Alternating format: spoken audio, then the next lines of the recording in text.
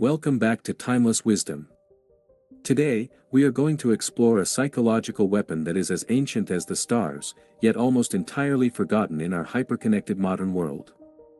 We are going to speak about the power of absence. We live in a society that is gripped by a collective fever, a frantic, desperate need to be seen, to be heard, and to be constantly available. We have been brainwashed into believing that if we are not online, if we are not responding within seconds, or if we are not physically present in every circle, we cease to exist. But this constant presence is actually a form of biological and social suicide. To be always present is to be common. To be common is to be cheap. And what is cheap is eventually discarded without a second thought. If you want to understand why you feel undervalued, why your words no longer carry weight, and why you feel like a background character in your own life, you must look at your own availability. There is a fundamental law of human nature that governs everything from the diamond markets to the deepest romantic relationships, the law of scarcity. The human brain is an evolutionary machine designed to conserve energy by ignoring what is abundant. Think about the air you breathe. It is the most vital element for your survival. Without it, you would die in minutes. Yet, because it is everywhere and always available, you never think about it. You don't value the air until you are choking. Most of you are treating your time, your energy, and your presence like air. You provide it so freely and so abundantly that people have lost the biological capacity to appreciate you.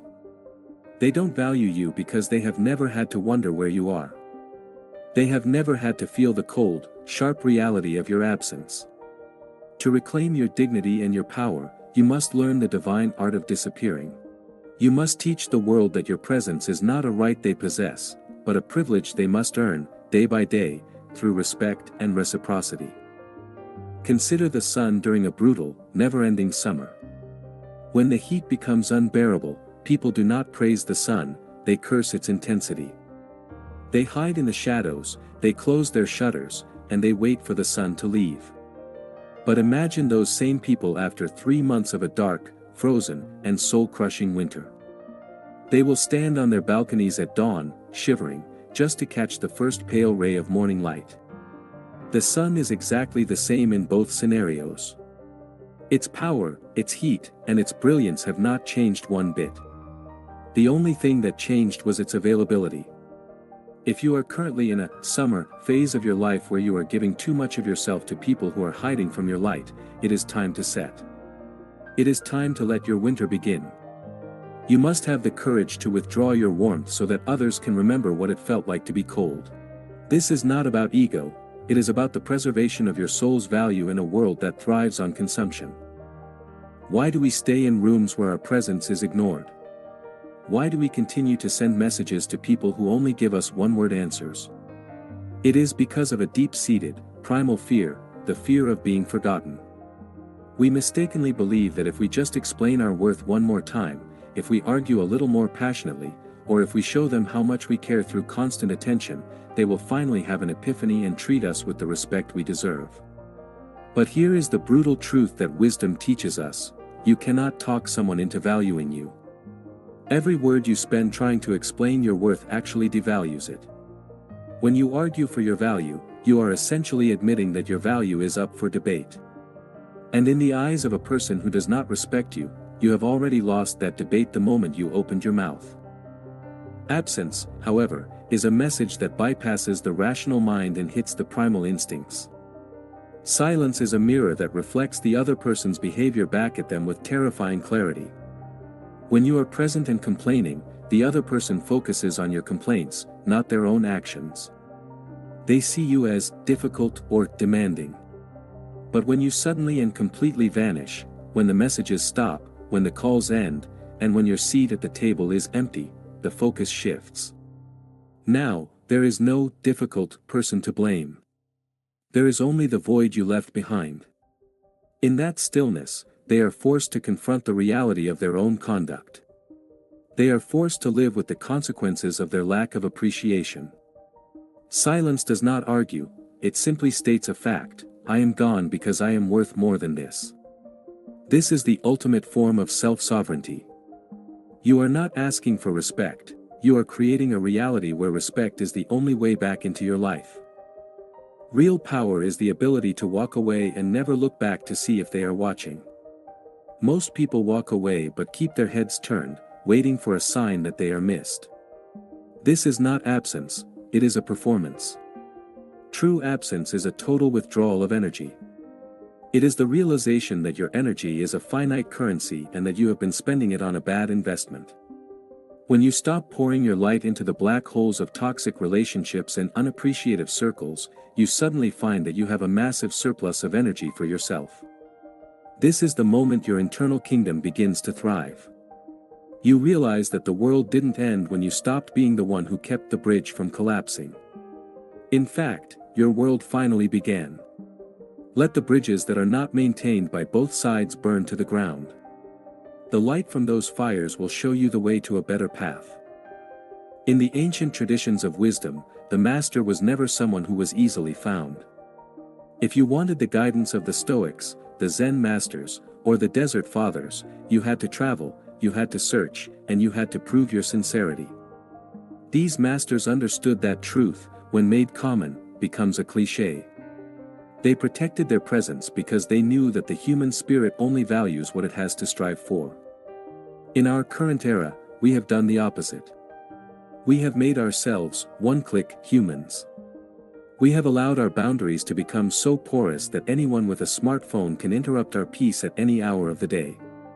We have traded our mystery for likes and our dignity for engagement. But a sovereign soul knows that mystery is the foundation of attraction and respect.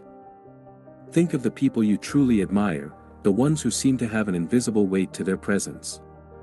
Are they the ones who are constantly explaining their lives on social media? Are they the ones who are available for every trivial gathering and every gossiping phone call? No. They are the ones whose appearance is an event. They are the ones whose words are few but heavy with meaning. They have mastered the alchemy of absence. By not being everywhere, they become significant everywhere they actually are. When you are a mystery, people are forced to use their imagination to fill in the gaps. They wonder about you. They wonder what you are doing, what you are thinking, and why you don't seem to need their approval. This curiosity is a form of power. It creates a magnetic pull that draws quality people toward you while repelling the parasites who only want easy access to your energy. To be mysterious is not about being cold or intentionally deceptive, it is about having a private life that is more interesting than your public one. It is about having goals that you haven't announced, wounds that you are healing in private, and a relationship with yourself that is more important than your relationship with the crowd. When you master the power of absence, you are signaling to the universe that you are not a beggar for attention. You are a source. You are the one who provides the atmosphere, and if that atmosphere is not respected, you simply take it elsewhere. This is the difference between a person who is afraid of being alone and a person who is a master of their own solitude. The world belongs to those who can sit in a room alone and feel like they are in the best company possible. Once you reach that state, your absence becomes a terrifyingly powerful tool because it is no longer a threat, it is your natural state of peace. We often focus on what absence does to others, but the most important part of this journey is what it does for you. Constant interaction with people who do not value you is like a slow-acting poison. It creates a form of neural static that prevents you from hearing your own intuition. You become so attuned to the needs, the moods, and the judgments of others that you lose the signal of your own soul. You begin to define yourself by how much you can fix, how much you can give, and how much you can endure. This is not virtue, it is a slow erosion of your identity. Absence is the only way to perform a total system reset. It is a biological necessity for anyone who wants to live a century of wisdom and vitality. When you enter a period of no contact or intentional withdrawal, you are entering the alchemical darkroom. This is where the real work happens. In the absence of the noise of others, you are forced to listen to the silence of yourself. At first, it will be uncomfortable. You will feel an itch to check your phone, a desire to explain yourself, or a fear that you are missing out. But if you stay in that darkness long enough, your spiritual eyes begin to adjust. You start to see the toxic patterns you were participating in.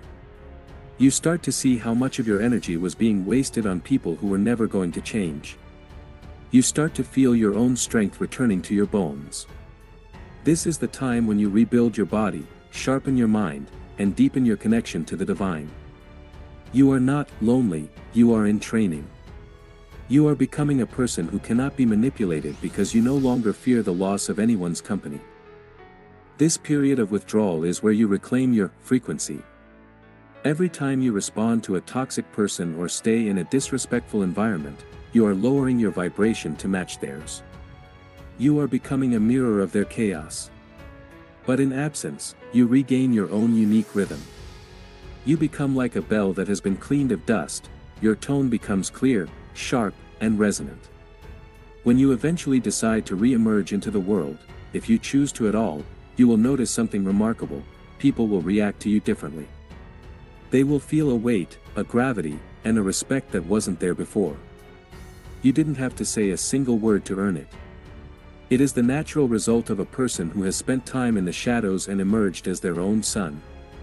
You have learned the greatest secret of the wise, that you are most powerful when you are perfectly content to be nowhere at all. As we conclude this briefing, I want to give you a direct challenge. I want you to look at the landscape of your life and identify the leaking buckets, the situations and people that are draining your life force without offering anything in return. I want you to experiment with the absolute power of vanishing. Do not announce it. Do not post about it. Do not send a final goodbye text that is really just a plea for them to stop you.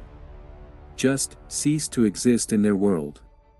Stop the flow of energy.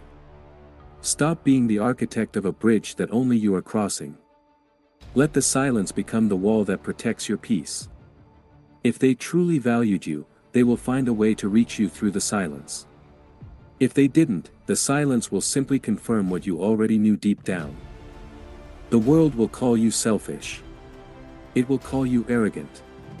It will try to guilt you with labels like cold or distant. But remember this: those who benefit from your lack of boundaries are the ones who will complain the most when you finally set them. Their discomfort is a sign of your success. Your absence is the ultimate filter of human quality. It clears away the parasites, the users, and the narcissists, and it leaves room for the few rare souls who actually cherish your presence. You are a person of infinite worth, and your presence is a sacred currency. Stop spending it on those who treat it like counterfeit change.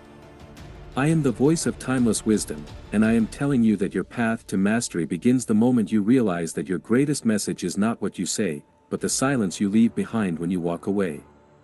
Stay wise, stay silent, and reclaim your throne in the quiet. I will see you when the winter is over.